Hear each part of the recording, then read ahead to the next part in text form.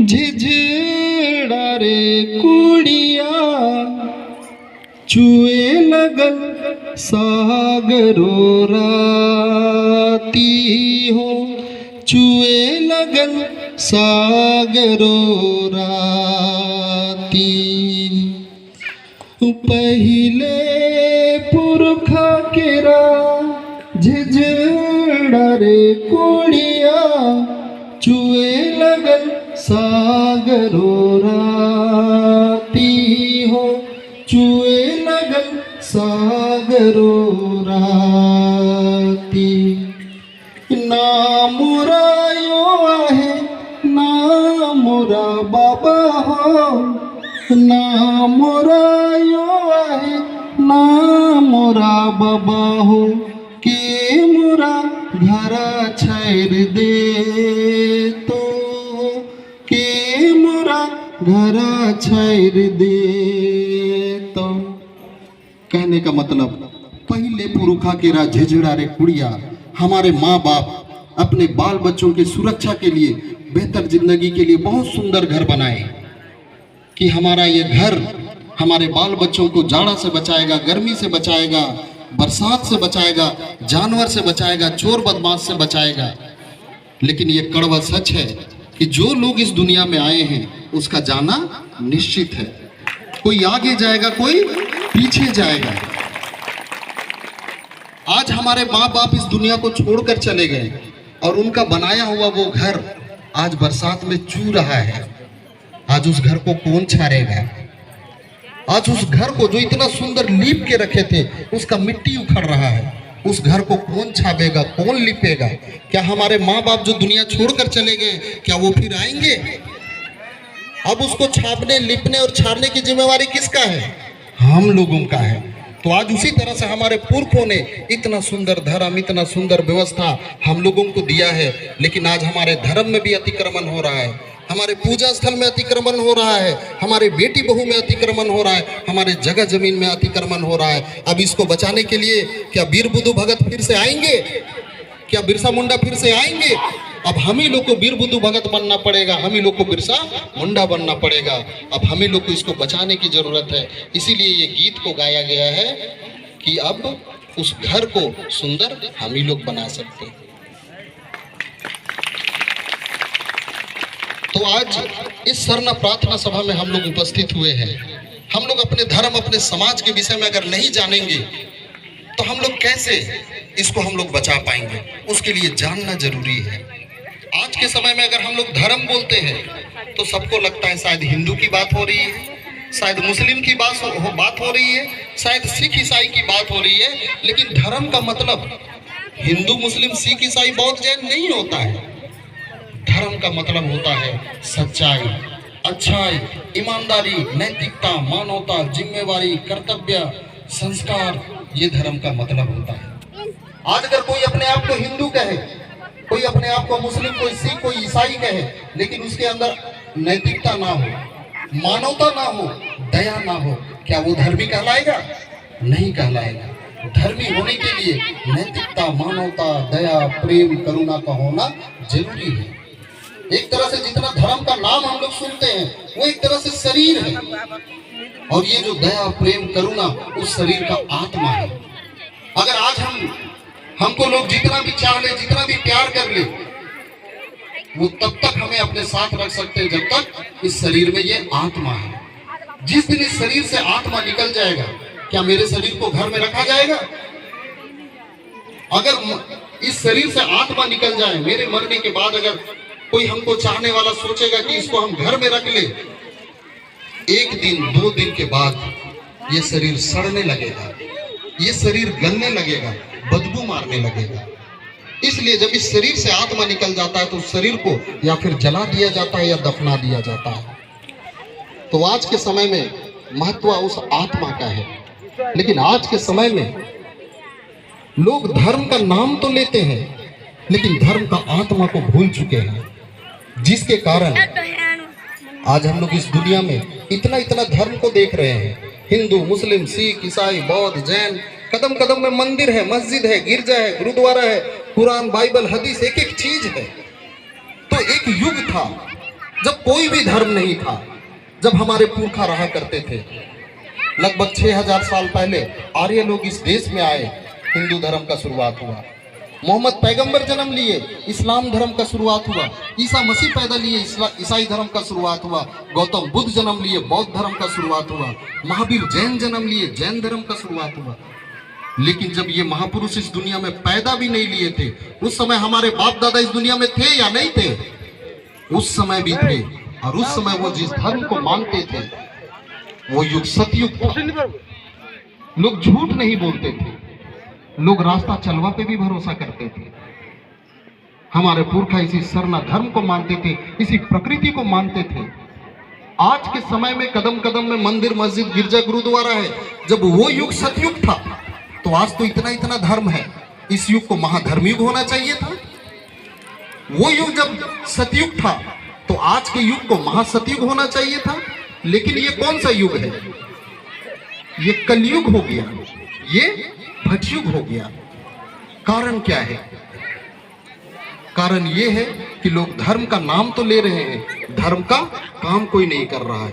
कोई अगर अपने आप को हिंदू कह रहा है, सामने अगर कोई मुस्लिम है तो वो सच्चा है कि अच्छा है उससे मतलब नहीं, सिर्फ मुस्लिम है इसलिए वो मेरा दुश्मन है। कोई मुस्लिम है, उसके सामने अगर हिंदू खड़ा है तो वो सही है कि गलत उससे मतलब नहीं रह गया है, वो सिर्फ हिंदू है इसलिए गलत है। इस तरह का भावना आज के समय में आ गया है। लोग धर्म से भटक चुके हैं। लेकिन गौर करने वाली बात यह है कि इस कलयुग, इस भटयुग में भी आज भी किसी जाति धर्म समाज के लोगों से पूछ दिया जाए कि इस कलयुग और भटयुग में भी आज भी दुनिया में सबसे सच्चा, सबसे अच्छा, सबसे ईमानदार कौन लोग हैं तो किसका नाम आता है? हम आदिवासियों का, हम प्रकृति प्रेमी सरना धर्मावलंबियों का। आज के इस आधुनिक युग में भी हम लोग दिखावे और भटकावे में नहीं है। हमारे पुरखों ने जिस तरह से पेड़ के नीचे और पहाड़ और टोंगरी में पूजा पाठ किया, इस प्रकृति को आधार माना, आज इस चकाचौंध में भी हम लोग आज भी अपने पुरखों के राह से नहीं भटके हैं। आज भी हम लोग कहाँ पूजा करते हैं? उसी पेड़ के नीचे, उसी पहाड़ और टोंगरी में। इसलिए हमारे पुरखा भी सच्चे, अच्छे और ईमानदार थे। आज भी हम लोग सच्चे, अच्छे और ईमानदार बने हुए हैं। तो आज के समय में दुनिया का जितना भी धर्म है, सबों का कहना है भगवान कितने हैं? सबका कहना है भगवान तो एक है। सबका कहना है भगवान एक है। अगर भगवान एक है तो धर्म भले जितना हो, सबका विचार एक होना चाहिए था, सबका मान्यता एक होना चाहिए था। लेकिन क्या हिंदू का बात को मुस्लिम मानता है? मुस्लिम का बात को सिख मानता है? सिख का बात को ईसाई मानता है? कोई किसी का बात को नहीं मानते हैं। आज सारे धर्मों का बात अलग अलग है। लेकिन हमारे पुरखों ने किस चीज को माना? जब हिंदू, मुस्लिम, सिख, ईसाई एक दूसरे का नहीं मान रहा है तो हमारे पुरखों ने ये जो सरना धर्म कहा, ये जो आदि धर्म कहा, हमारे पुरखों ने किस चीज को कहा, किस चीज को माना? तो हमारे पुरखों ने, आज हम लोग जो भजन भी करते हैं, चालाइयो सरना माँ, हमारे पुरखों ने इस धरती को ही माँ कहा। हमारे पुरखों ने इस धरती को ही चालाइयो कहा। हमारे पुरखों ने इस धरती को ही सरना माँ कहा। हमारे पुरखों ने मुंडारी में इसी धरती को ओतेंगा कहा, संथाली में जहरायु कहा। तो हमारे पुरखों ने इस धरती को माँ कहा। माँ, हम लोग माँ किसको कहते हैं? जो हम लोगों को जन्म देती है, जो हमारा लालन पालन करती है। हम उसी के गोद में हम पेशाब भी कर देते हैं, माँ के गोद में ही हम लोग पैखाना भी कर देते हैं। उसके बाद भी वो अपना छाती का दूध पिलाकर हम लोगों को बड़ा करती है। आज ये धरती माँ भी हम सबों को जन्म देती है। आज हम पेशाब करने कहाँ जाते हैं? इसी धरती में पेशाब करते हैं। पैखाना कहाँ करते हैं? इसी धरती में पैखाना करते हैं। उसके बाद भी इसी धरती का सीना चीर के जो पानी निकलता है उसको पीकर हम लोग जीवित रहते हैं। इसी धरती में जो हवा मिलता है उसको सांस में लेकर हम लोग जीवित रहते हैं। इसी धरती को चीर कर जो फसल उगता है उसी को खाकर हम लोग जीवित रहते हैं। तो हमारे पुरखों ने इस धरती को माँ कहा। आज अगर इस धरती को छोड़कर हम लोग और कहीं चले जाएं, ऑक्सीजन मिलेगा? ईंधन मिलेगा? नहीं मिलेगा। तो हमारे पुरखों ने इस धरती को माँ कहा, लेकिन हमारे पुरखों ने यह भी जाना कि ये धरती माँ भी हम लोगों को तब तक जन्म नहीं दे सकती है जब तक सूरज का रोशनी इस धरती में नहीं पड़ता है। सूरज का रोशनी इस धरती में पड़ता है, हम लोगों को ताकत मिलती है, ऊर्जा मिलती है, एनर्जी मिलती है। सूरज का रोशनी इस धरती में पड़ता है, धरती माँ में जन्म देने की क्षमता आती है। सूरज का रोशनी इस धरती में पड़ता है, पानी गर्म होता है, वाष्प बन के ऊपर जाता है और संघनित होकर पूरा दुनिया में बारिश करता है और उस बारिश का पानी से एक एक चीज पनपता है। तो हमारे पुरखों ने इस धरती को माँ कहा, सूरज को बाबा कहा, सूरज को धर्मेश कहा, सूरज को सिंगबोंगा कहा। आज अगर हम लोग बहुत सारे यहाँ जितने लोग हैं, आप लोग मुंडारी नहीं जानते होंगे, लेकिन मुंडारी में जब प्रार्थना किया जाता है वहां भी कैसा गोहराया जाता है, हे सिरमारिन सिंगबोंगा ओतेरिन ओतेंगा।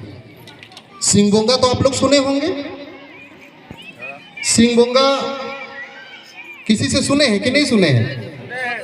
लेकिन सिंगबोंगा बोलने से आदमी सोचता है, जो भाषा नहीं जानते उनको लगता है सिंगबोंगा बोल रहा है मतलब सिंग वाला भूत। लेकिन सिंगबोंगा कोई हिंदी शब्द नहीं है, सिंगबोंगा मुंडारी शब्द है। और सिंगबोंगा का अर्थ होता है, सिंगी का अर्थ होता है सूरज। जैसे मुंडारी में बोला जाता है सूरज उग रहा है तो उसको बोला जाता है सिंगी तुरोरा। सूरज डूब रहा है, सिंगी डूबी चोरा। आज बादल किया है इसलिए सूरज नहीं दिख रहा है, उसको मुंडारी में बोला जाता है तिसिंग रिमिल का नाइनाले सिंगी काले लोरा। सिंगी मतलब सूरज, बोंगा मतलब देवता। तो आज हम लोग, हमारे पुरखों ने इस धरती को माँ कहा, सूरज को बाबा कहा। आज अगर हम लोग पाहन की अगुवाई में, हम लोग अपना जो पुजारी है उसकी अगुवाई में हम लोग सरना में पूजा करने जाते हैं, किधर मुंह करके पूजा करते हैं? पश्चिम की ओर, पूरब की ओर मुंह करके हम लोग पूजा करते हैं। माथा किधर मुंह करके टेकते हैं? पूरब की ओर। पानी किधर मुंह करके ढालते हैं? पूरब की ओर।